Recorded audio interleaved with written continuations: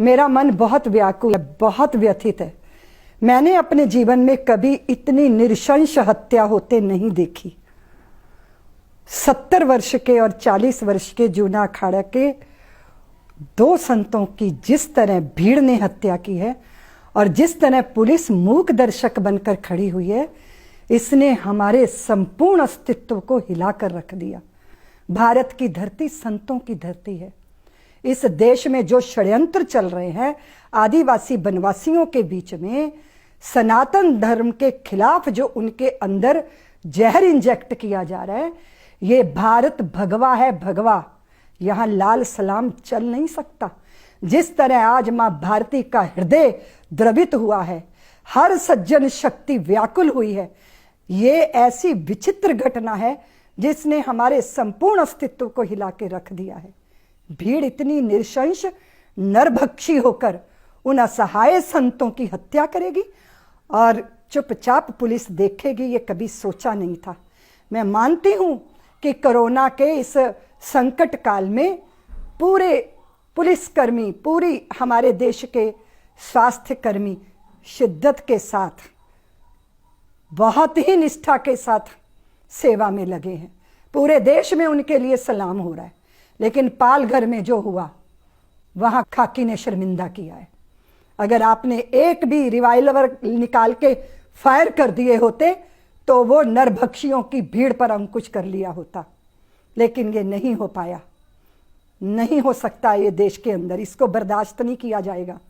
मैं मानती हूं कि महाराष्ट्र की सत्ता और सरकार जिनके हाथ में है, वो भले ही मिली जुली सरकार है, पर उद्धव जी तो है ना, बाल ठाकरे जी वो व्यक्तित्व रहे जिन्होंने भगवे पे हमेशा गौरव किया, और आज भी शिव सैनिकों को भगवे पे निश्चित रूप से गौरव होगा। उनको दंड दीजिए जिन्होंने संतों के रक्त से अपने हाथ रंगे हैं। ये ऐसा दंडनीय अपराध है जिसको माफ नहीं किया जा सकता। भारत में ऐसे वातावरण का निर्माण होना चाहिए कि यहां दंडनियों को दंड मिले और वंदनियों का वंदन हो। उसी के लिए हैं हम लोग, देश के रखवाले, चौकीदार, पहरेदार, जो भी कुछ हैं। भगवा जब साधु पहनता है तो वो व्यक्ति नहीं होता, सनातन की ध्वजा है भगवा। और सनातन क्या है? कण कण में ईश्वर का दर्शन कराने वाली दृष्टि, सनातन। अगर सनातन बचेगा तभी मनुष्यता बचेगी। अभी आप देख रहे हैं कोरोना जैसी मौत बांटने वाला चाइना, चमगादड़ों और सांपों को खाते हैं वो, और सनातन बताता है कि पशु पक्षी जड़ जंगम सबका ख्याल रखो। ऐसी सनातन धर्म की आभा को लेकर जब सन्यासी चलता है तो वो सन्यासी नहीं होता, तीर्थ होता है, धर्म ग्रंथ होता है। वो चलता फिरता स्वयं भगवान का विग्रह होता है। इसलिए उनके साथ जो व्यवहार हुआ है उसने सारे सज्जन शक्तियों को व्याकुल किया है। मैं सोचती हूँ जल्दी न्याय मिलेगा, लेकिन उन दंडनियों को तो दंड मिलना चाहिए, पर ऐसी भीड़, नरभक्षी भीड़ बनाने वाली उस विचारधारा को इस देश से समूल उखाड़ कर फेंकिए।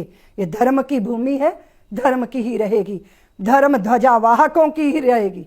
और धर्म का मतलब एकमात्र पूजा पद्धति से अर्थ नहीं है।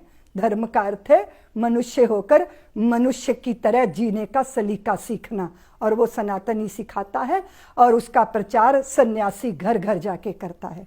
मैं इतना ही निवेदन करती हुई बहुत भारी हृदय से आप सबसे निवेदन करती हूँ, अपनी भावनाओं पर अंकुश रखिए, कोरोना की महामारी से निपटिए, और फिर बाद में पूरे भारत के अंदर ऐसा प्रचार प्रसार कीजिए कि देशद्रोही, ये इस तरह के देशद्रोही इस देश के अंदर पनपने ना पाए।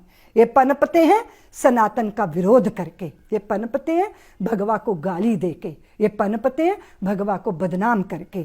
इन्हें बहुत आनंद आता है जब भगवा की हत्या होती है, पर ये नहीं जानते कि भगवा चिरंजीवी है, भगवा अमर है। इस देश में भगवा सूर्य जब उदय होता है, चंद्रमा जब पूर्ण होता है, हवन कुंड की अग्नि जब प्रज्वलित होती है, भगवा ही तो है। छा जाता है भगवा जब, तो वासना विदा हो जाती है, प्रार्थना का आविर्भाव होता है। वही भारत की धरती का स्वरूप है, वही बने रहना चाहिए। मैं सभी संतों से कहती हूँ कि अपने उद्वेलन को, अपने इस क्रोध को, अपनी इस व्याकुलता को एक नई दिशा देनी है। दिशा ये देनी है कि किसी भी वनवासी के हृदय को आंगन में धर्म का प्रकाश से वो वंचित ना रह जाए, उसकी हमें जिम्मेदारी लेनी है, ताकि अंधेरा ना बचे। जहां जहां धर्म के दिए जलेंगे वहां वहां से अंधेरा विदा हो जाएगा, और सनातन धर्म की जहां जहां जय जयकार होगी वहां मां भारती की भी जय जयकार होगी। लेकिन हमें इसकी तो जरूरत है कि प्रत्येक भारतवासी के हृदय में हमें धर्म का उजास पैदा करना है, ताकि इस तरह की दुर्घटनाओं से देश दोबारा उसे साक्षात्कार करना ना पड़े। मैं इतना ही कहती हुई अपनी बात को पूरा करती हूँ।